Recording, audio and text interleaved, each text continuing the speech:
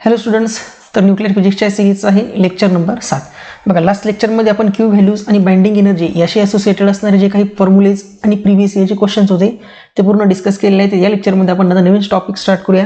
आता बघा, Q values आणि बाइंडिंग एनर्जी कॅल्क्युलेट करत असताना आपण एक टर्म बघितलेली होती, मास डिफेक्ट. आता मास डिफेक्ट आणि मास डिफेक्टशी असोसिएटेड एक सेपरेट पॉईंट आपण इथे डिस्कस करूया. ऑलरेडी बघा, मास डिफेक्ट आपण ऑलरेडी बघितलेलाच आहे, त्याबद्दल एक थोडंसं आणखी डीप डिस्कशन करू इथे. तर नेक्स्ट हेडिंग टाकायचं आहे मास डिफेक्ट. मास डिफेक्ट आणि याच्यासोबत आपण लिहू एक packing fraction. Mass defect and packing fraction. Mass defect and packing fraction.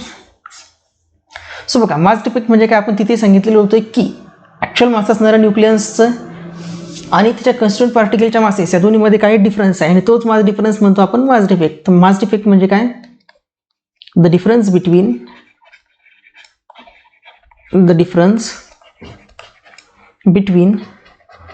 the masses of constituents,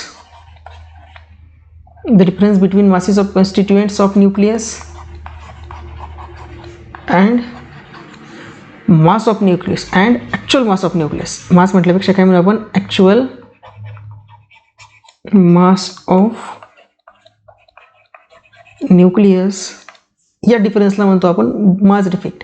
is known as mass defect आणि जो डिनोट केला जातो डेल्टा एमने, जो डिनोट केला जातो डेल्टा एमने, जो कशाने डिनोट केला जातो डेल्टा एमने. सो बघा, मग काय लिहू शकतो आपण mass defect. Mass defect delta M is equal to Z into mass of proton plus A minus Z into mass of neutron minus mass of A Z nucleus. मग ही जी टर्म्स आहे, ही टर्म्सला काय म्हणतो आपण, मास डिफेक्ट. मग ही जी terms आहे, या टर्मला काय म्हणतो आपण, मास डिफेक्ट. याला काय करायचं आहे, बॉक्स करून ठेवायचा. ही जी टर्म आहे, या टर्मला आपण म्हणत असतो मास. ही जी टर्म आहे, याला म्हणतो आपण मास डिफेक्ट. तर हा झाला मग तुमचा मास डिफेक्टचा फॉर्म्युला. तर मास डिफेक्ट कशामुळे अराईज झाला, तर ॲक्च्युअल मास ऑफ न्यूक्लियस आणि त्याच्या कन्स्टिट्यूएंट दोन्हीमध्ये जो काही डिफरन्स आहे, तो डिफरन्स काय असतो, मास डिफेक्ट. आता तुम्ही जर हा मास डिफेक्ट आहे, तर मास डिफेक्ट जातो कुठं, तर हा जो मास डिफेक्ट हा डिसअपिअर होतो in the form of binding energy. This mass defect is disappeared in the form of binding energy.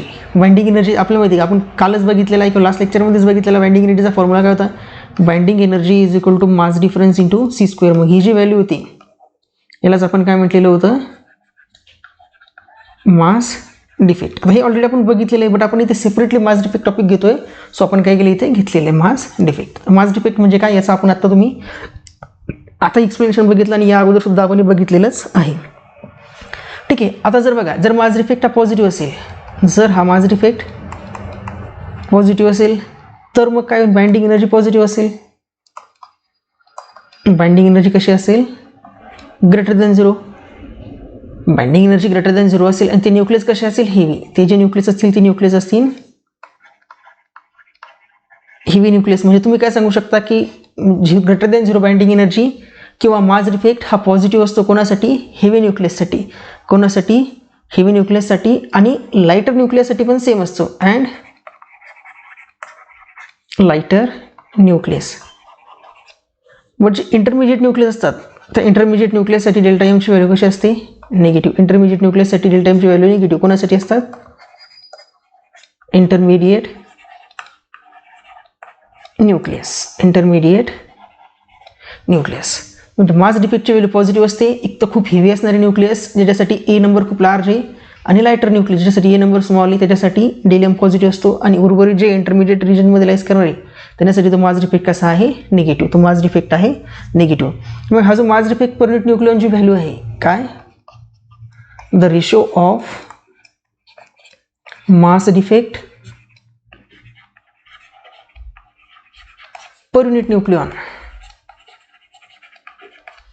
Mass defect per unit nucleon हा जो रेशो आहे, याला काय म्हणायचं मग, binding energy packing fraction, binding energy packing fraction किंवा directly आपण म्हणू शकतो packing fraction. The ratio of mass defect per unit nucleon is packing fraction. Is packing fraction. मग का पॅकिंग फ्रॅक्शन डिनोट करू शकतो आपण एफ ने. एफ काय असेल तुमचा, mass defect upon nucleon number. Mass defect upon nucleon number म्हणजे हा काय मिळेल तुम्हाला, Z into M P plus A minus Z into M N minus M A Z आणि याला डिवायडेड आहे ए, याला डिवायडेड आहे ए.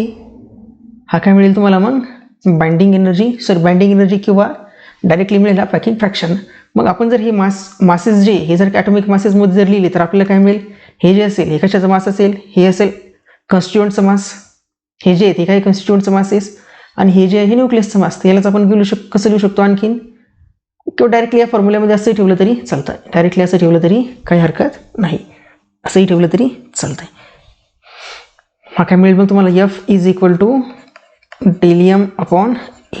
एफ इज इक्वल टू डेलियम अपॉन ए. हा काय मग पॅकिंग फ्रॅक्शन. पॅकिंग फ्रॅक्शन म्हणजे काय, mass defect upon nucleon number. Mass defect upon nucleon number. मग बाइंडिंग एनर्जी पॅकिंग फ्रॅक्शन काय असेल, बाइंडिंग एनर्जी पॅकिंग फ्रॅक्शन. तर बाइंडिंग एनर्जी पॅकिंग फ्रॅक्शन असेल mass defect upon nucleon number F B. हा काय आहे, बाइंडिंग एनर्जी पॅकिंग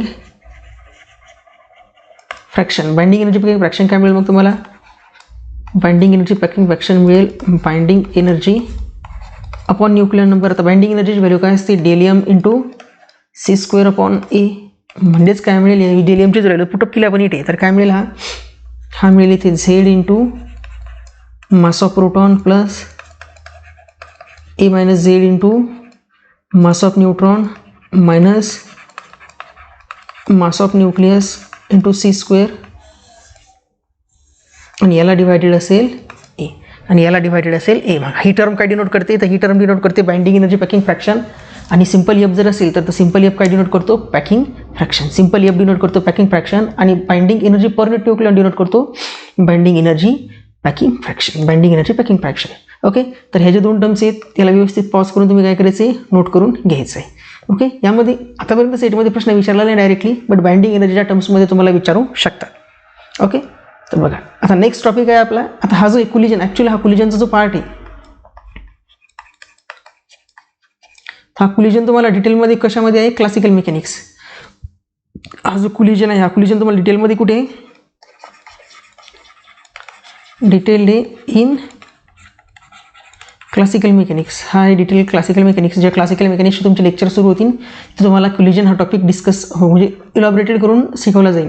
जे काही सर मी घेईन किंवा ते सर जे कोणी घेत असेल तर तुम्हाला ते क्लासिकल मेकॅनिक्समध्ये कोलिजन हा टॉपिक डिटेलमध्ये शिकवला जाईल. इथे काय करू आपण, तर त्याबद्दल थोडंसं इंट्रोडक्टरी पार्ट की कोलिजन काय आहे आणि न्यूक्लिअर फिजिक्समध्ये त्या कोलिजनशी असोसिएटेड क्वेश्चन्स कसे विचारतात ते बघूया. तर बघा कोलिजन म्हणजे काय असतं, तर collision means interaction between two or more particle. Collision म्हणजे काय, तर interaction between two or more particle. दोन किंवा दोनपेक्षा जास्त पार्टिकलचं इंटरॅक्शन म्हणजे काय असतं, टू ऑर मोर पार्टिकल. दोन किंवा दोनपेक्षा जास्त पार्टिकलचं इंटरॅक्शनला म्हणतो आपण कोलिजन. तर बघा क्लासिकल मेकॅनिक्समध्ये किंवा 11-12मध्ये तुम्ही बघितलेले असेल कोलिजनचे हे दोन टाईप्स असतात. कोलिजनचे दोन टाईप्स, एक असतं इलास्टिक कोलिजन, एक असतं इलास्टिक कोलिजन आणि सेकंड आहे इन इलास्टिक कोलिजन. सेकंड आहे इन इलास्टिक कोलिजन. आता या 12च्या गोष्टी सगळ्या इलास्टिक कोलिजन आणि इन इलास्टिक कोलिजन. बघा इलास्टिक कोलिजनमध्ये टोटल एनर्जी सिस्टीमची कन्झर्व असते. Total energy conserved. Inelastic कोलिजनमध्ये सुद्धा टोटल एनर्जी कन्झर्व्ड असते. Total energy conserved. इलास्टिक कोलिजनमध्ये कायनेटिक एनर्जी कन्झर्व्ड असते throughout. Kinetic energy conserved throughout. Inelastic कोलिजनमध्ये कायनेटिक एनर्जी फक्त इनिशियल आणि फायनल असते इक्वल. कायनेटिक एनर्जी काय असते?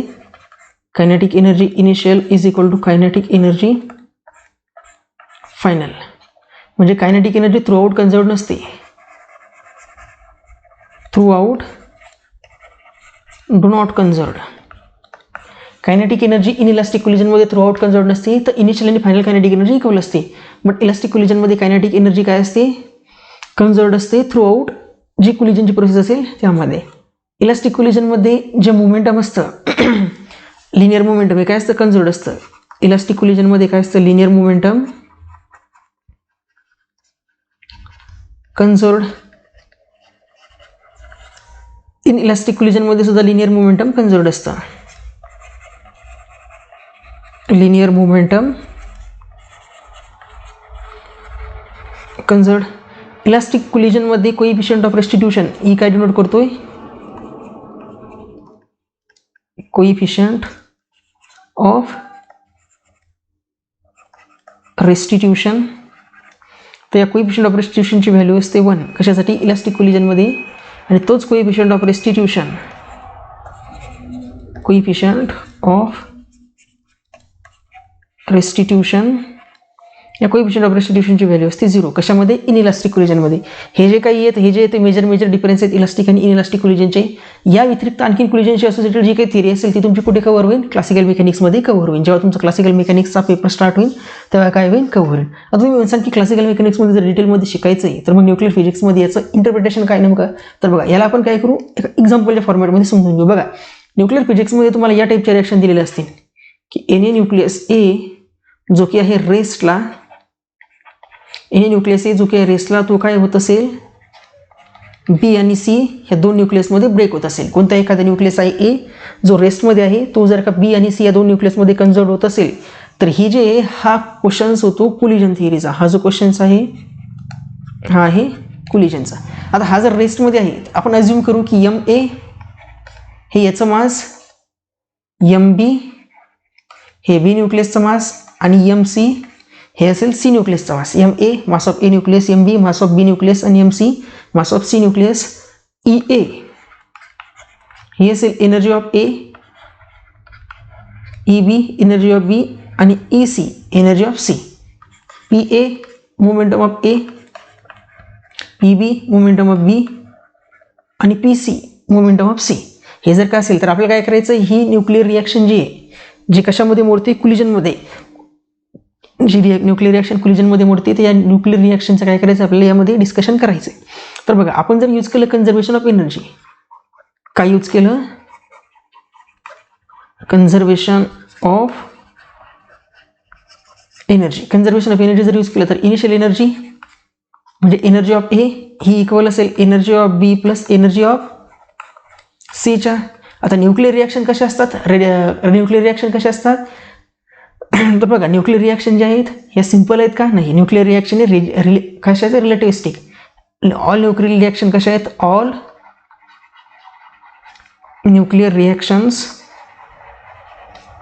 आर, ऑल न्यूक्लिअर रिॲक्शन ह्या कशा आहेत? सिंपल आहेत का? नाही. ह्या कशा आहेत? न्यूक्लिअर रिॲक्शन आहे म्हणजे आपण काय म्हणू शकतो? रिलेटिव्हिस्टिक आहे. ऑल न्यूक्लिअर रिॲक्शन कशा आहे? रिलेटिव्हिस्टिक. रिलेटिव्हिस्टिक म्हणजे न्यूक्लियस पार्टिकलची जी स्पीड आहे ही स्पीड कशी आहे? ग्रेटर म्हणल्यापेक्षा स्पीड जी आहे ती स्पीड ऑफ लाईटची कंपॅरेबल. आपल्याला माहिती आहे, तुम्ही क्लासिकल मेकॅनिक्समध्ये किंवा स्पेशल थिअरी ऑफ रिलेटिव्हिटीमध्ये हेही शिकलेले असाल की जर एखादा रिलेटिव्हिस्टिक पार्टिकल असेल तर रिलेटिव्हिस्टिक पार्टिकलची जी एनर्जी असते ते एनर्जी आणि मोमेंटमचं रिलेशन असतं E square A is equal to P square C square plus M not square C raise to the power 4. हे काय आहे? एनर्जी आणि मोमेंटम. एनर्जी, मोमेंटम आणि रेस्ट मास यांचं काय रिलेशन आहे? In relativity. कशामध्ये? रिलेटिव्हिटीमध्ये. आणि रिलेटिव्हिटी म्हणजे कशा ही व्हेलॉसिटी जर पार्टिकलची स्पीड ऑफ लाईटची कंपॅरेबल असेल तर यूज करायचं हे इक्वेशन आहे. आणि आपल्याला माहिती आहे न्यूक्लिअर रिॲक्शनमध्ये प्रोड्यूस होणारे जे पार्टिकल्स आहे न्यूक्लियॉन्स, जसं की प्रोटॉन असेल, न्यूट्रॉन असेल किंवा अल्फा पार्टिकल, बीटा पार्टिकल, हे सगळे खूप हायर व्हेलॉसिटीजने मोशन करतात. म्हणजे त्यांची व्हेलॉसिटी कशी असते? नॉन रिलेटिव्हिस्टिकमध्ये म्हणतात का ते? नाही, हे रिलेटिव्हिस्टिक म्हणजे जी व्हेलॉसिटी स्पीड ऑफ लाईटशी कंपॅरेबल आहे, मग तिथे आपल्याला एनर्जी हे इक्वेशन यूज करावं लागते. मग हे जर इक्वेशन आपण यूज केलं तर बी ए बी आणि सी पार्टिकलची एनर्जी काय मिळेल? बघा, ए पार्टिकलची एनर्जी काय मिळेल? मग यानुसार ए पार्टिकलची एनर्जी मिळेल मग तुम्हाला under root of P A square C square plus mass of A square plus C raise to the power 4 आणि या सर्वांचा काय मिळेल रूट, या सर्वांचा मिळेल रूट.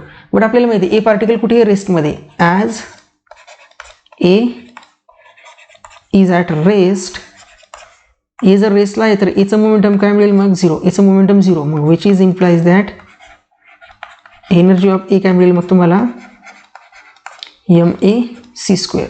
ही जर व्हॅल्यू 0 झाली, ही जर व्हॅल्यू 0 झाली तर मग याचा स्क्वेअर आणि याचा स्क्वेअर एक रूटसोबत कॅन्सल झाला तर इथे एम स्क्वेअर रूटसोबत कॅन्सल होईल आणि सीच्या पॉवर मधली 2 कॅन्सल होईल. मग इथे काय सी स्क्वेअर. म्हणजे बघा एची एनर्जी मिळाली. सिमिलरली बीची एनर्जी काय मिळेल तुम्हाला एनर्जी ऑफ बी मिळेल under root of P B square C square plus M B square C raise to the power 4 M B square C raise to the power 4 आणि E C काय मिळेल energy of C मिळेल तुम्हाला P C square C square plus M C square C raise to the power 4 M C square C raise to the power 4. ह्या मिळाल्या आपल्याला एनर्जीच्या value. ह्या कशाच्या व्हॅल्यूज मिळाल्या एनर्जीच्या. मग सिमिलर वेने जर आपण यूज केला कन्झर्वेशन ऑफ मोमेंटम, काय यूज केला कन्झर्वेशन ऑफ मोमेंटम. तर कन्झर्वेशन ऑफ मोमेंटम काय सांगेल की vector momentum of A is equal to vector momentum of B plus vector momentum of C. But जसं की ए रेस्टला आहे तर वेक्टर मोमेंटम ऑफ ए काय 0, which is implies that vector momentum of B which is equal to negative vector momentum of C. Reason काय असेल याला की ए पार्टिकलचं momentum काय आहे 0. मग याच्यावरून आपण काय डायरेक्टली सांगू शकतो जर दोन्हीचे मॅग्निट्यूड इक्वल असतील, कारण व्हेक्टरमध्ये पॉझिटिव्ह म्हणजे काय असेल magnitude of momentum B is equal to magnitude of momentum C. B आणि बी मोमेंटमच्या मॅग्निट्यूड काय आहेत सी. मग ह्या ज्या आहेत P B is equal to P C ही व्हॅल्यू याला म्हणून आपण इक्वेशन 2. ह्या जर ह्या दोन इक्वेशन 1 यामध्ये जर पुटअप केली इक्वेशन 1 मध्ये P B is equal to P C किंवा P C is equal to P B ह्या दोन इक्वेशनमध्ये जर पुटअप केली तर आपल्याला पी बी आणि पी सी हे जर व्हॅल्यू त्यामध्ये पुटअप केला तर ई बीची व्हॅल्यू काय मिळेल तर ई बीची व्हॅल्यू तुम्हाला मिळेल त्याला आफ्टर सॉल्विंग त्यामध्ये व्हॅल्यू पुटअप करायच्या मोमेंटमच्या तुम्ही जर सॉल्व केलं तर तुम्हाला मिळेल mass of A square plus mass of B square minus mass of C square upon 2 times mass of A upon 2 times mass of A into C square. हे मिळेल तुम्हाला बीच्या एनर्जीचं इक्वेशन. हे काय मिळेल इक्वेशन ऑफ एनर्जी बी. मग similar वेनं एक सीच्या एनर्जीचं इक्वेशन मिळेल ते इक्वेशन खाली तुम्ही सिमिलर वेने एनर्जी ऑफ सीचं एक इक्वेशन मिळेल तुम्हाला. बघा बीच्या एनर्जीच्या वेळेस दुसऱ्या पार्टिकलचा मास सबस्ट्रॅक्ट आहे, मग सीच्या एनर्जीच्या वेळेस मिळेल काय मिळेल तुम्हाला बीचं मास सबस्ट्रॅक्ट करावं लागेल. म्हणजे M A square plus M C square minus M B square denominator as it is. डिनॉमिनेटरवर काय असेल 2 एम ए इंटू हा असेल C square into M A into C square. ही मिळाली मग बी आणि सीची एनर्जी. बी आणि सीची एनर्जी. बट आपल्याला माहिती आहे काय बट टोटल एनर्जी काय असते टोटल एनर्जी असेल kinetic energy plus rest mass energy. Kinetic energy plus rest mass energy. मग जर बीची एनर्जी काढायची असेल तर आपण बीची एनर्जी कशी लिहू शकतो बीची energy is equal to kinetic energy of B plus rest mass energy of B. Rest mass energy of B काय असेल मग तर बीची रेस्ट मास एनर्जी असेल rest mass of B into C square. हे कोणी सांगितलेलं आहे आईन्स्टाईनने. रेस्ट मास एनर्जीचा कन्सेप्ट कोणी इंट्रोड्यूस केलेला आहे आईन्स्टाईनने. मग यावरून आपल्याला बीची कायनेटिक एनर्जी काय मिळेल तर कायनेटिक एनर्जी ऑफ बी मिळेल टोटल एनर्जी ऑफ बी आणि क्वांटिटीकडे गेल्यानंतर बनेल minus rest mass energy of B. मग आता यामध्ये बीची व्हॅल्यू बघा ही एनर्जी ऑफ बीची जर व्हॅल्यू जर पुट केली तर तुम्हाला बी पार्टिकलची कायनेटिक एनर्जी सुद्धा यावरून काय मिळेल आणि सिमिलर वेने काय मिळेल तुम्हाला सी पार्टिकलची कायनेटिक एनर्जी पण काय मिळेल सिमिलर वेने तुम्हाला मिळेल kinetic energy of C is equal to total energy of C minus M C into C square. यावरून तुम्ही कायनेटिक एनर्जी बी आणि सी दोन्ही पार्टिकलच्या कायनेटिक एनर्जी सुद्धा काय करू शकता कॅल्क्युलेट करू शकता. यावरून सुद्धा कायनेटिक एनर्जीज कॅल्क्युलेट करू शकता. किंवा मोर जनरली दुसरा जर फॉर्म्युला यूज करत असेल तर आपल्याला बघा आईन्स्टाईनने काय सांगितलेलं आहे की E is equal to M C square, ज्यामध्ये एम काय असतं रिलेटिव्हिस्टिक मास. हे जे एम आहे हे काय आहे रिलेटिव्हिस्टिक मास. आणि आपल्याला मग रिलेटिव्हिस्टिक मास आणि रेस्ट मासमध्ये रिलेशन काय असतं तर M is equal to M 0 under root 1 minus V square upon C square, ज्यामध्ये हे जे एम 0 आहे एम 0 काय असतं रेस्ट मास. m0 हे रेस्ट मास. हे सर्व कन्सेप्ट जे आहेत ते सर्व कन्सेप्ट तुम्ही क्लासिकल मेकॅनिक्समध्ये शिकलेले असाल किंवा कदाचित तुमचं होणार असेल. हे सर्व कन्सेप्ट कुठे आहेत? क्लासिकल मेकॅनिक्समध्ये. मग ह्या जर व्हॅल्यूमध्ये पुटअप केल्या तर आपल्याला बी पार्टिकलची एनर्जी काय मिळेल? तर एनर्जी ऑफ बी मिळेल तुम्हाला एनर्जी ऑफ बी, किंवा एनर्जी ऑफ बी म्हटल्यापेक्षा आणखीन एक मोमेंटमचा फॉर्म्युला माहिती क्लासिकल मेकॅनिक्समधला. काय असतो मोमेंटम? असतो P is equal to mass into velocity. मग यामध्ये जर वेलोसिटीची एमची व्हॅल्यू जरी पुटअप केली, यामध्ये जर एमची व्हॅल्यू पुटअप केली तर काय मिळेल तुम्हाला? मग m0 v upon under root 1 minus v square upon c square. आणि एनर्जी काय मिळेल? एनर्जी मिळेल तुम्हाला E is equal to m0 c square upon under root 1 minus v square upon c square. म्हणजे दोन्हीचा जर रेशो घेतला आपण E अपॉन p, दोन्हीचा जर का रेशो घेतला तर काय मिळेल? E म्हणजे mc स्क्वेअर आणि p म्हणजे mv. तर m एकमेकांसोबत कॅन्सल. काय मिळेल तुम्हाला? c square upon v. काय मिळेल? c square upon v. म्हणजेच यावरून आपल्याला व्हेलॉसिटी काय मिळेल? v इज इक्वल टू मिळेल तुम्हाला E अपॉन v इकडे जाईन, हा E अपॉन c म्हणजे काय? c square upon v. तर यावरून v काय मिळेल? v इकडे जाईन म्हणजे E खाली येईल. याला जर रिअरेंज केलं तर आपल्याला v ची व्हॅल्यू इकडे जाईल म्हणजे E डिनॉमिनेटर लाईन म्हणजे इकडे मिळेल तुम्हाला pc square upon e. pc square upon e. यावरून काय मिळेल तुम्हाला? pc square upon e. म्हणजे तुम्हाला एखाद्या पार्टिकलचं जर व्हेलॉसिटी काढायची असेल, म्हणजे बी पार्टिकलची जर व्हेलॉसिटी काढायची असेल तर काय मिळेल? Velocity of particle B is equal to momentum of particle B into c square upon energy of particle B. Particle बीचं मोमेंटम आणि पार्टिकल बीची व्हेलॉसिटीची व्हॅल्यू बघा. ही पार्टिकल बीची व्हेलॉसिटी पार्टिकल बीची व्हेलॉसिटी आणि पार्टिकल बीचं मोमेंटम सुद्धा सिमिलर वेने तुम्ही त्या E is equal to p square c square plus m naught square C raise to power 4च्या फॉर्म्युल्यानुसार काढू शकता. सिमिलर वेने तुम्हाला जर सी पार्टिकलची व्हेलॉसिटी काढायची असेल तर तुम्ही काय करणार? सी पार्टिकलच्या व्हेलॉसिटीसाठी momentum of c into c square upon energy of c. या दोन्ही फॉर्म्युलाचा यूज करून तुम्ही सी पार्टिकलची व्हेलॉसिटी सुद्धा कॅल्क्युलेट करू शकता. सी पार्टिकलची व्हेलॉसिटी सुद्धा काय करू शकता? इझिली कॅल्क्युलेट करू शकता. ओके. तर या टाईपचे क्वेश्चन्स आहे, या टाईपमधले जे क्वेश्चन्स आहे ते मोर जनरली कशामध्ये विचारतात? तर ह्या टाईपचे क्वेश्चन्स तुम्हाला मेजरली कुठे विचारू शकता? तर हे या टाईपचे क्वेश्चन्स तुम्हाला मेजरली विचारू शकतात क्लासिकल मेकॅनिक्समध्ये. न्यूक्लिअर फिजिक्समध्ये याच टाईपचे क्वेश्चन्स बनण्याचा चान्स खूप रिअर आहे. या टाईपचे क्वेश्चन बनण्याचा चान्स रिअर आहे. तरी आपण काय करू? एक एक्झाम्पलच्या फॉर्मॅटमध्ये याला समजून घेऊ. बघा एक्झाम्पल. अज्यूम करायचं आहे की टॉ पार्टिकल एक टॉ निगेटिव्ह आहे, एक टाऊ पार्टिकल आहे जो कशा आहे? जो आहे रेस्टमध्ये. हा ब्रेक झाला इंटू पाय मायनस प्लस टॉ न्यूट्रिनो. पाय मायनस प्लस टॉ न्यूट्रिनो. मग यामध्ये m टॉ हे आहे टॉ पार्टिकलचं मास, m टॉ हे आहे टाऊ पार्टिकलचं मास, m पाय हे आहे पाय पार्टिकलचं मास. आणि हा जो पार्टिकल याचा मास काय आहे? न्यूट्रिनोचं मास आहे 0. कारण न्यूट्रिनो कसे आहे? Massless particles. न्यूट्रिनोज कशा आहेत? Massless particles. तर यामध्ये आपल्याला विचारलेलं आहे की काय?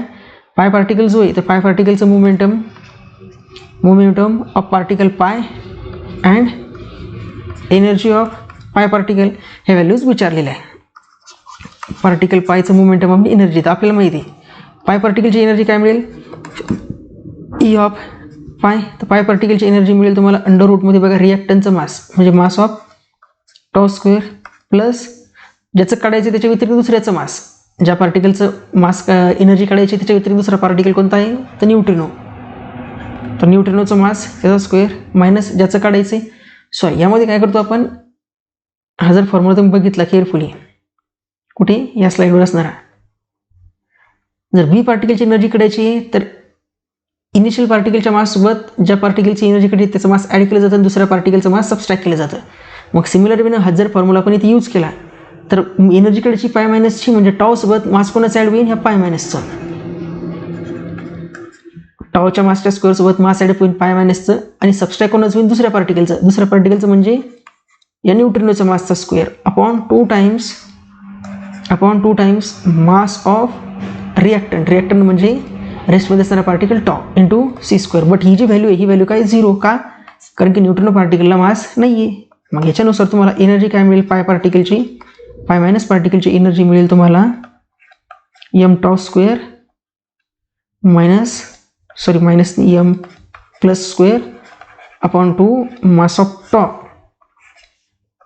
Into c square. Mass of tau into c square हे मिळेल तुम्हाला पाय मायनस पार्टिकलची एनर्जी.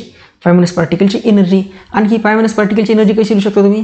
तर पाय मायनस पार्टिकलची एनर्जी इज इक्वल टू लिहू शकता रूटमध्ये moment of pi particle square into C square plus mass of pi particle square into सीची पॉवर 4. याने सुद्धा लिहू शकता. मग यामध्ये जर पाय पार्टिकलची जर एनर्जीची व्हॅल्यू पुटअप केली तर पाय पार्टिकलच्या एनर्जीचं इक्वेशन आपण आत्ताच बघितली. ते काय आहे? हे इक्वेशन. तर हे इक्वेशन आपण तिथे पुटअप करू. हे इक्वेशन जर पुटअप केलं तर काय मिळेल तिथे? Mass of tau square plus mass of pi square upon 2 times mass of tau into C square is equal to इकडे हे रूटमध्ये P of pi square plus C square plus mass of pi square C raise to the power 4 plus mass of pi square C raise to the power 4. मग दोन्ही साईडची जर का squaring केली, दोन्ही साईडची काय केली? स्क्वेअरिंग. तर काय मिळेल तुम्हाला? इकडे मिळेल mass of tau square plus mass of pi square upon 4 mass of tau square. याचा मिळेल वरती स्क्वेअर आणि सीची स्क्वेअर. तर त्याचा स्क्वेअर काय मिळेल? C raise to the power 4 is equal to मिळेल momentum of pi square C square plus mass of pi square C raise to the power 4. Mass of pi square C raise to the power 4. मग याला जर का तुम्ही काय केलं? व्यवस्थित solve केलं. हे जे याला काय करायचं व्यवस्थित, आता मी डायरेक्टली आन्सर लिहितोय, तुम्ही काय करायचं याला व्यवस्थित स्टेप बाय स्टेप सोल्युशन करून कॅल्क्युलेट करायचं आहे. तर व्यवस्थित जर तुम्ही त्याला स्टेप बाय स्टेप जर का सॉल्व केलं कशाला? या इक्वेशनला, तर आपल्याला मिळेल momentum of pi particle is equal to under रूटमध्ये momentum of pi particle is equal to under रूटमध्ये mass of pi raise to the power 4 plus mass of tau raise to the power 4 आणि ब्रॅकेटच्या बाहेर मिळेल तुम्हाला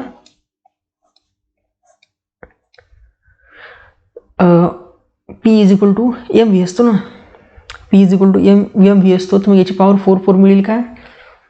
yes. Mass of pi raise to the power 4 plus mass of tau raise to the power 4 इंटू ब्रॅकेटच्या बाहेर C. हे मिळेल तुम्हाला मोमेंटम ऑफ पी. एकदा कॅल्क्युलेट बघून आहे ही पॉवर 4 मिळते का? आय थिंक ही पॉवर काय मिळत असेल? 2 मिळत असेल.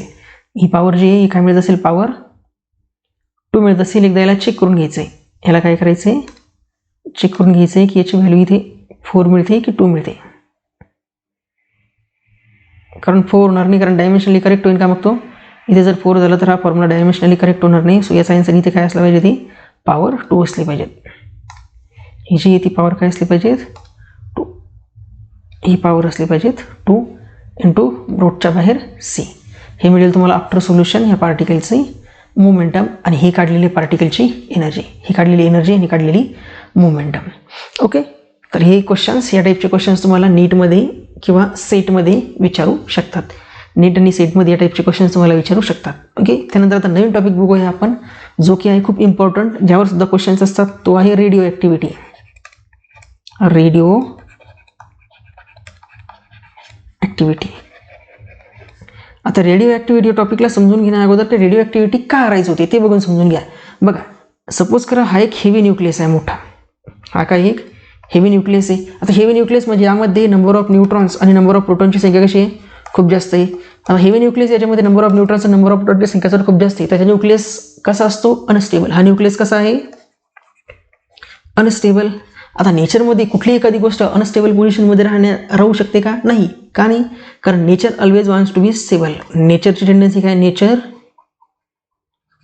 Always wants to be stable. नेचरची टेंडन्सी काय? नेचरला प्रत्येक वेळेस स्टेबल सिच्युएशनमध्ये पाहिजे. मग हा जो हेवी न्यूक्लियस आहे ज्यामध्ये नंबर ऑफ न्यूट्रॉन्स आणि नंबर ऑफ प्रोटॉनची संख्या खूप जास्त आहे आणि तो न्यूक्लियस कसा आहे? अनस्टेबल. तर मग हा काय करेल? न्यूक्लियस स्टॅबिलिटी अचीव करण्याचा प्रयत्न करेल. हा न्यूक्लियस काय करेल? स्टॅबिलिटीचं स्पेलिंग एकदा LITY. ठीक आहे, समजून घ्या. आता स्पेलिंग चुकलेली इथे. न्यूक्लियस काय करेल? स्टॅबिलिटी अचीव करण्याचा प्रयत्न करेल. मग ही स्टॅबिलिटी कशी अचीव करेल तो? तर with the help of radio activity. With the help of radio activity. Heavy nucleus किंवा लाइटर न्यूक्लियस, एकदम खूप मोठा न्यूक्लियस असेल किंवा खूप छोटा न्यूक्लियस असेल, तर दोन्ही न्यूक्लियसची प्रोबॅबिलिटी किंवा दोन्ही न्यूक्लियसचा टेंडन्सी काय असेल? तर दोन्ही न्यूक्लियसची टेंडन्सी असेल त्यांना काय करायचं आहे? स्टॅबिलिटी अचीव करायची. एकदम हा लाइटर मोठा न्यूक्लियस असो किंवा एकदम N आणि P लहान असणारा न्यूक्लियस असतो, दोन्ही न्यूक्लियसची टेंडन्सी काय असेल? टुवर्ड स्टॅबिलिटी अचीव करणे. स्टॅबिलिटी कशी अचीव करेल ते? With the help of radio activity. With the help of radio activity. मग रेडिओ ॲक्टिव्हिटीला डायरेक्टली तुम्ही काय म्हणू शकता, the process with which nucleus can achieve stability. Radio activity अशी प्रोसेस आहे ज्याने न्यूक्लियस काय करतो, स्टॅबिलिटी अचीव करतो. म्हणजे आपण सांगू शकतो की radio activity is process, radio activity is a process with which nucleus can achieve stability. Radio activity अशी प्रोसेस आहे ज्या प्रोसेसच्या हेल्पने न्यूक्लियस काय करू शकतो, स्वतःची स्टॅबिलिटी अचीव करू शकतो, त्याची स्टॅबिलिटी काय करू शकतो, अचीव करू शकतो. मग आता ही स्टॅबिलिटी कशी अचीव करणार किंवा रेडिओ ॲक्टिव्हिटी कशा फॉर्ममध्ये देणार, ही रेडिओ ॲक्टिव्हिटी ॲक्ट होते in the form of alpha decay. Radio act होते in the form of alpha decay, beta decay, gamma radiation. हे जे आहेत काय आहेत एक्झाम्पल्स आहे रेडिओ ॲक्टिव्हिटीचे. हे काय आहेत रेडिओ ॲक्टिव्हिटीचे काय आहेत एक्झाम्पल्स आहेत. मग रेडिओ ॲक्टिव्हिटी डायरेक्ट डिफिनेशन जर सांगायचं म्हटल्यानंतर काय करणार आपण डिफिनेशन, तर रेडिओ ॲक्टिव्हिटीची डेफिनेशन्स आहे बघा. Radio activity is spontaneous. Radioactivity is a spontaneous process of emission of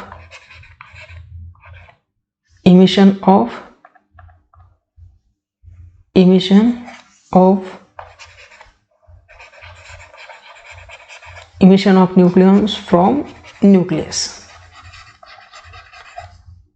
radio activity spontaneous process आहे ज्यामध्ये काय होतात न्यूक्लियसमधून न्यूक्लियसचं इमिशन्स होतं. त्या प्रोसेसला म्हणतो आपण रेडिओ ॲक्टिव्हिटी. त्या प्रोसेसला काय म्हणतो आपण रेडिओ ॲक्टिव्हिटी. त्या प्रोसेसला म्हणतो आपण रेडिओ ॲक्टिव्हिटी. मग रेडिओ ॲक्टिव्हिटीचे काही फीचर्स आहेत. रेडिओ ॲक्टिव्हिटीचे काय आहेत काही features.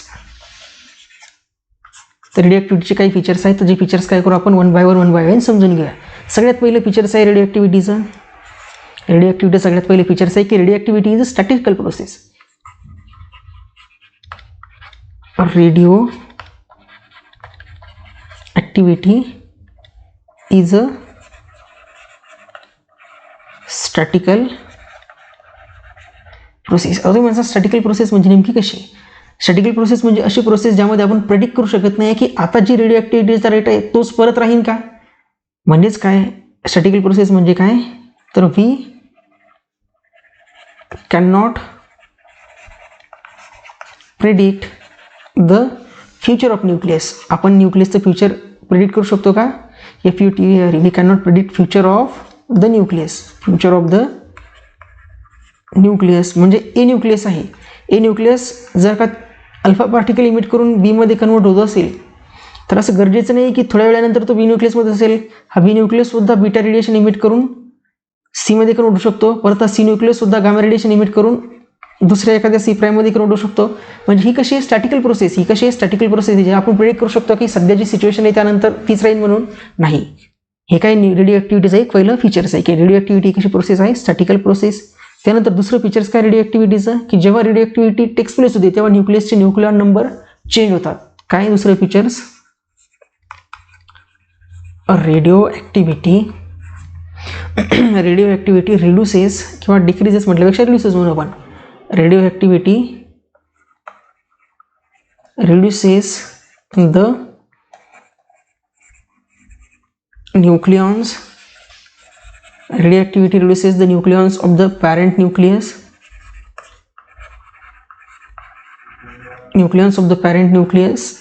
And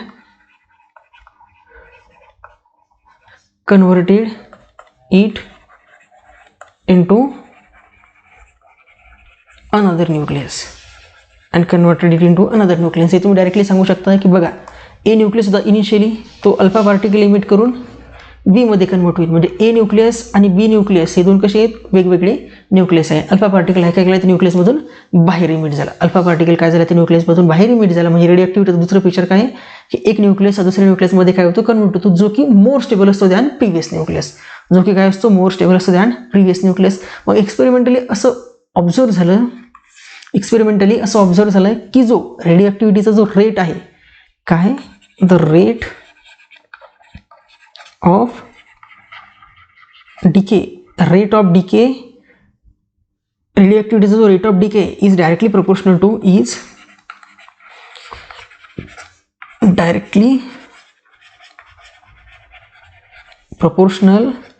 to total number of nucleons to total number of nucleons present at that time.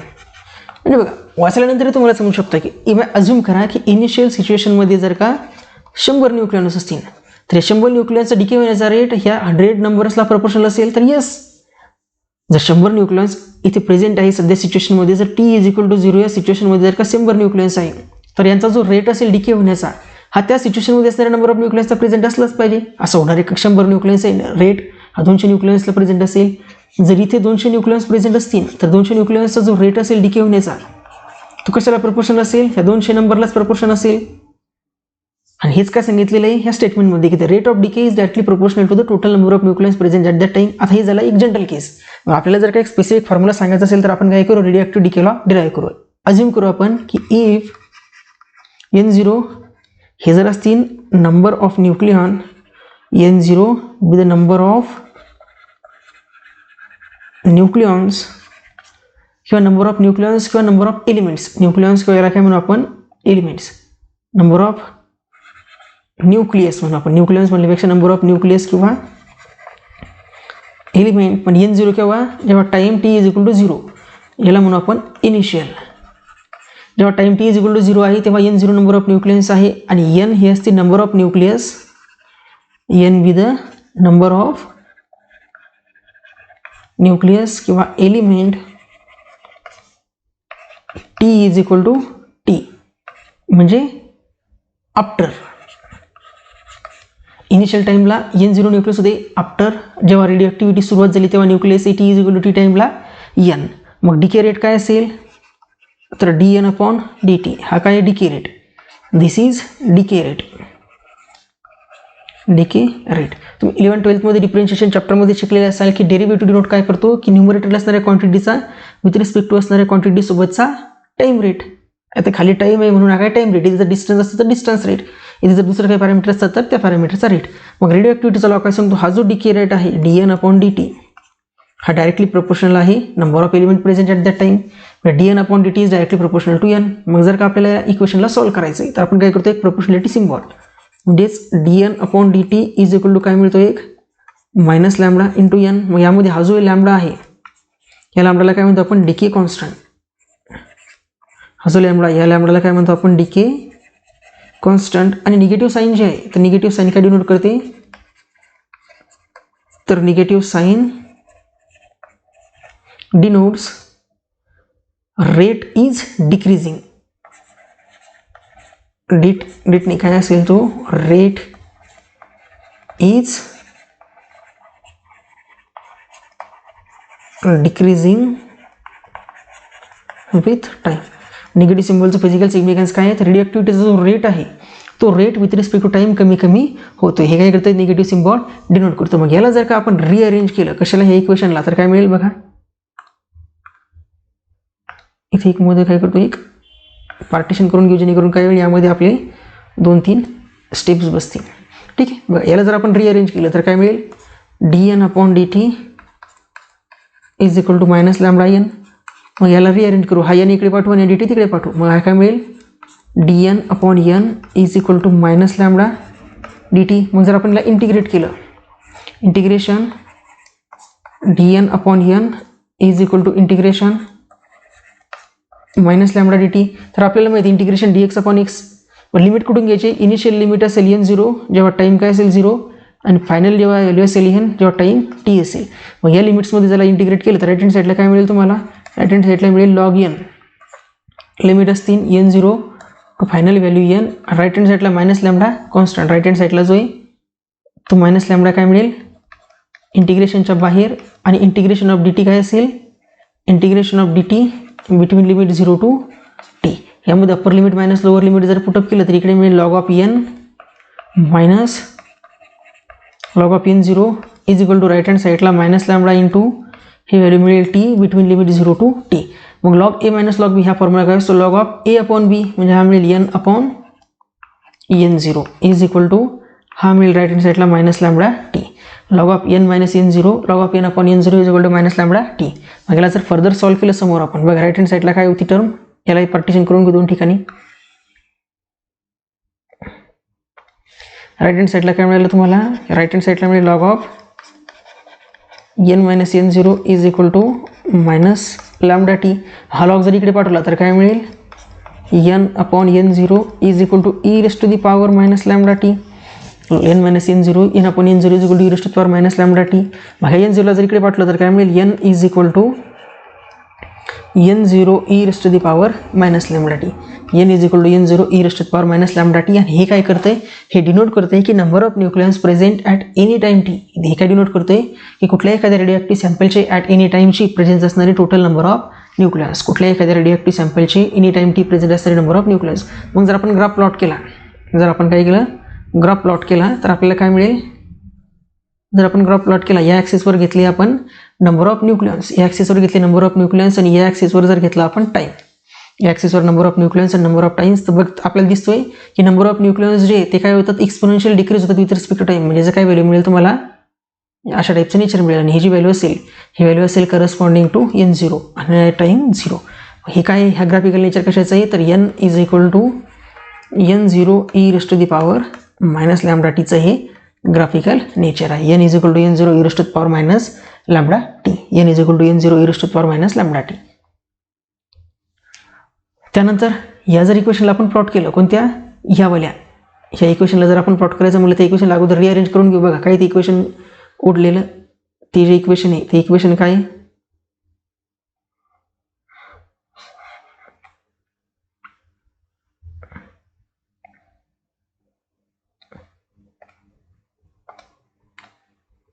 हे जे इक्वेशन आहे बघा कोणतं, हे वाला log of N minus log of N 0 काय आहे ते equation, log of N minus log of N 0 is equal to minus lambda T, minus lambda T. मग याच्यानुसार जर आपण लॉग ऑफ एन काढलं तरी लॉग ऑफ एन 0 इकडे जाईल, हा मिळेल log of N 0 minus lambda T.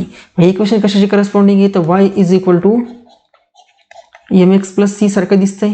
Yes, Y is equal to M X plus C सारखं हे इक्वेशन दिसते. बट यामध्ये दिसतंय की तुम्हाला कोइफिशियंट काय आहे टी, एक्सची व्हॅल्यू काय बघा ही व्हॅल्यू आहे तुमची एम, म्हणजे या ग्राफमध्ये एम इज इक्वल टू काय आहे minus lambda M, C is equal to आहे log of N 0, X is equal to आहे टी आणि वाय इज इक्वल टू काय आहे log of N, Y is equal to आहे लॉग ऑफ एन. हा जर ग्राफ प्लॉट केला आपण, हा जर ग्राफ प्लॉट केला तर काय मिळेल आपल्याला,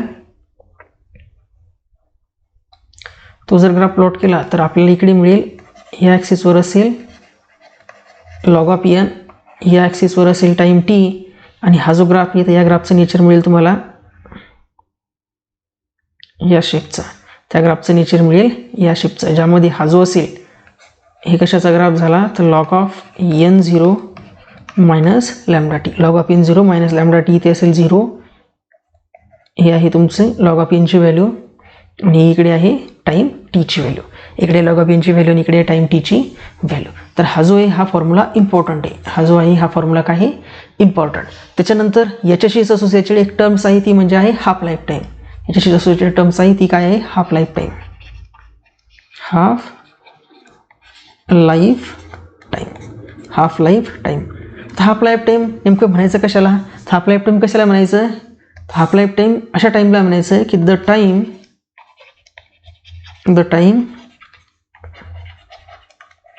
at which the number of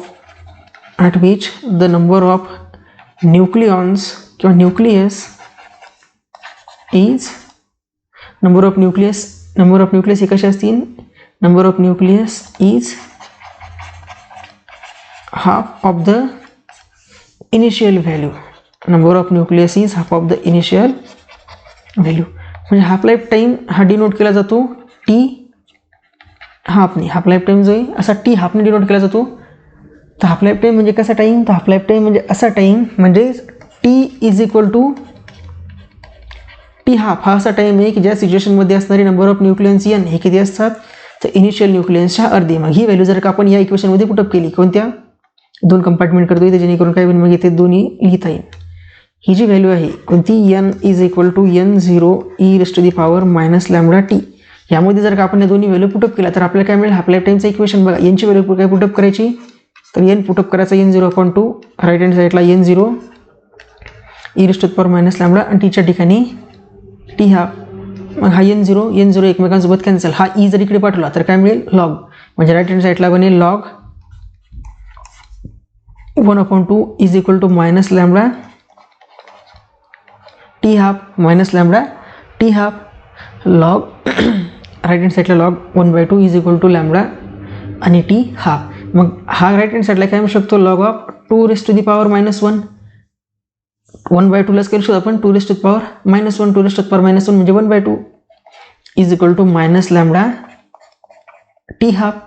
आता आपल्याला लॉगमध्ये असणाऱ्या क्वांटिटीची पॉवर काय ती बाहेर येते, म्हणजे हा मिळेल तुम्हाला log of 2 is equal to minus lambda T half. आता मायनस मायनस जर आपण ॲब्झॉर्ब केला तर काय मिळेल तुम्हाला, lambda into T half is equal to मिळेल लॉग 2. मग यावरून तुम्हाला हाफ लाईफ टाईमचं इक्वेशन काय मिळतं, तर यावरून हाफ लाईफ टाईमचं इक्वेशन मिळते आपल्याला की T half is equal to log 2 upon lambda. T half is equal to log 2 upon lambda. किंवा यालाच आणखी कसं लिहू शकतो तुम्ही, तर T half is equal to log of 2ची व्हॅल्यू मिळते 0.693 अपॉन लॅम्बडा. 0.693 अपॉन लॅम्बडा हे काय मिळतं मग, हाफ लाईफ टाईमचं इक्वेशन. लॉग ऑफ एक तर लॉग ऑफ 2 अपॉन लॅम्बडा किंवा T half is equal to 0.693 upon lambda. हे काय येतं मग, हाफ लाईफ टाईमचं इक्वेशन. हाफ लाईफ टाईमचं इक्वेशन तर लक्षात ठेवायचं आहे हाफ लाईफ टाईमचं इक्वेशन की T half is equal to 0.693 upon lambda. ज्यामध्ये लॅम्बडा काय आहे, तर हा लॅम्बडा आहे डिके कॉन्स्टंट. यामध्ये लॅम्बडा जो आहे तो लॅम्बडा काय आहे, डिके कॉन्स्टंट. यामध्ये हा जो लॅम्बडा आहे हा काय लॅम्बडा डिके कॉन्स्टंट.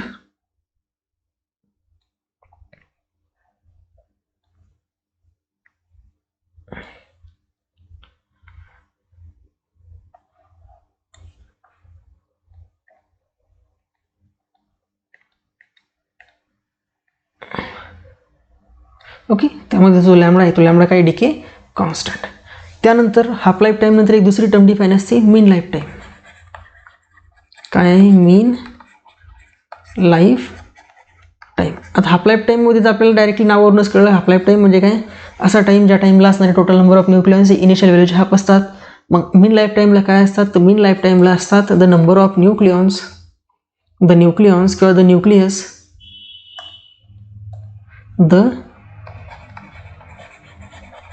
न्यूक्लियस, किंवा याला आपण उलट दुसऱ्या फॉर्मॅटमध्ये लिहू शकतो. काय लिहू शकतो, टाईमच्या केसमध्ये the time at which the total number of nucleus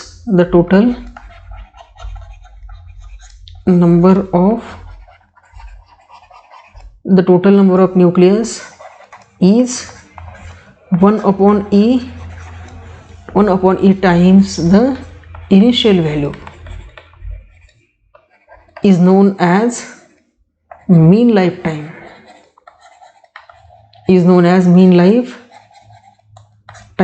mean life time हा डिनोट केला जातो टाऊने. मीन लाईफ टाईम डिनोट केला जातो टाऊने. आता टाऊ कसा डिफाईन केला जातो, तर बघा ज्यावेळेस टाईम टीची व्हॅल्यू काय असेल मीन लाईफ टाईम टाऊ, तेव्हा असणारे टोटल नंबर ऑफ न्यूक्लियन्स हे किती आहे, 1 upon e times initial value. मग आता याचा जर आपण यूज केला, जर काय केलं आपण ह्या इक्वेशनचा जर यूज केला तर आपल्याला काय मिळेल बघा. आपल्याकडे इक्वेशन आहे रेडिएक्टिव्हिटीचं n is equal to n0 e rest to the power minus lambda T. मग यामध्ये यांच्या ठिकाणी ती व्हॅल्यू जर पुटअप केली काय, n0 upon e is equal to n0 e rest to the power minus lambda T. तर हा n0 एकमेकांसोबत कॅन्सल, हा ई जर वरती पाठवला किंवा इथे काय मिळेल मग 1 upon e is equal to e rest to the power minus lambda T. मग ह्या ईला जर वरती पाठवला तर इकडे काय मिळेल तुम्हाला e rest to the power -1 is equal to e rest to the power, हा जो टी आहे या टीच्या ठिकाणी काय मिळेल इथे, हा जो टी आहे या टीच्या ठिकाणी काय मिळेल तुम्हाला ॲव्हरेज टाईम. ह्या टीच्या ठिकाणी मिळेल हा मीन life time.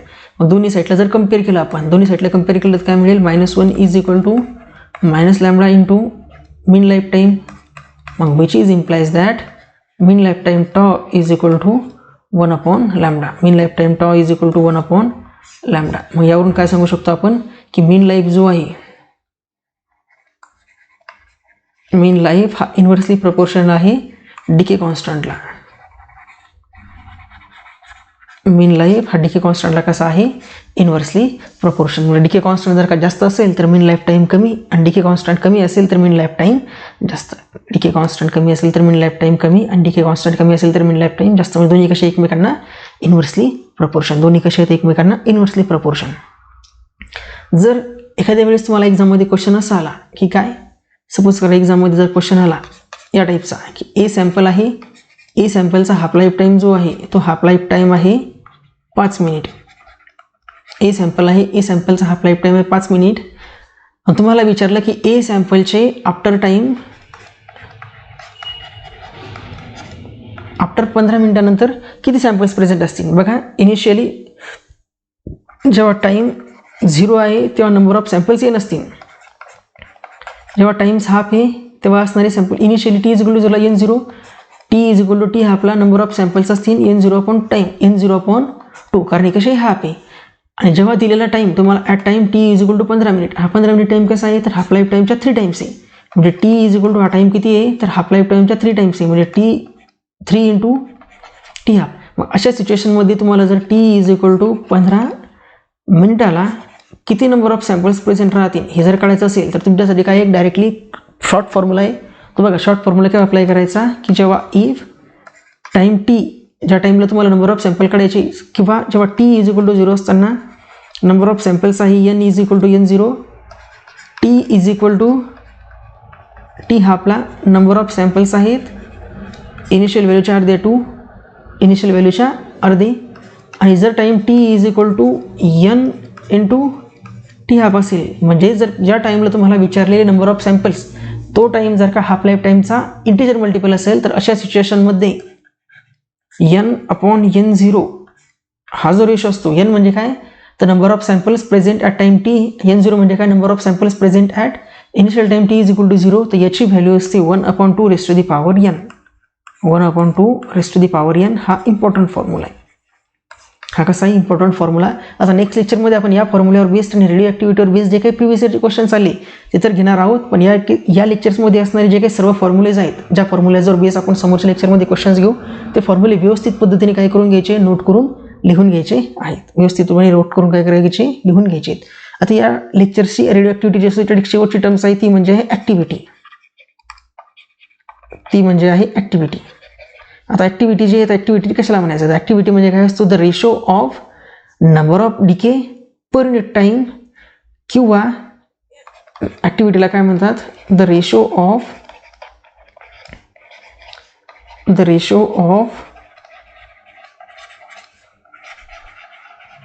Number of decay per unit time is known as activity, is known as activity. Activity म्हणजे काय number of nucleons per unit time, म्हणजेच dn अपॉन dt हा जो रेशो आहे या रेशोला काय म्हणतात ॲक्टिव्हिटी. dn अपॉन dt हा जो रेशो या रेशोला काय म्हणतात ॲक्टिव्हिटी. हा डिनोट केला जातो ॲक्टिव्हिटी ए ने, म्हणजे A is equal to dn upon dt. म्हणजे आपल्याला माहिती आहे dn अपॉन dtची व्हॅल्यू किती असते तर dn upon dt is equal to आहे -λt. dn अपॉन dtचीच व्हॅल्यू आहे ए, dn अपॉन dtचीच व्हॅल्यू काय आहे ए. मग ह्या इक्वेशनला जर आपण सॉल्व्ह केलं, बघा dn अपॉन dtला जर का सॉल्व्ह केलं dn upon dt is equal to λt, तर आपल्याला काय मिळतं dn अपॉन dtची व्हॅल्यू आहे λt. मग यालाच आपण काय सांगू शकतो डायरेक्टली की a इज इक्वल टू असेल a0 into e rest to the power -λt. जसं dn upon dt is equal to -λtला आपण सॉल्व्ह केलं होतं, dn अपॉन dt सॉरी -λ काय होता इकडे -λ n होता, हा -λt होता का नाही, हा काय होता -λ n. मग याला जर आपण सॉल्व्ह केलं तर इथे जसं आपण याला सॉल्व्ह केल्यानंतर n is equal to n0 e rest to the power -λt मिळालेला होता. सिमिलर वेने याचं काय मिळेल e is equal to e0 e rest to the power -λt.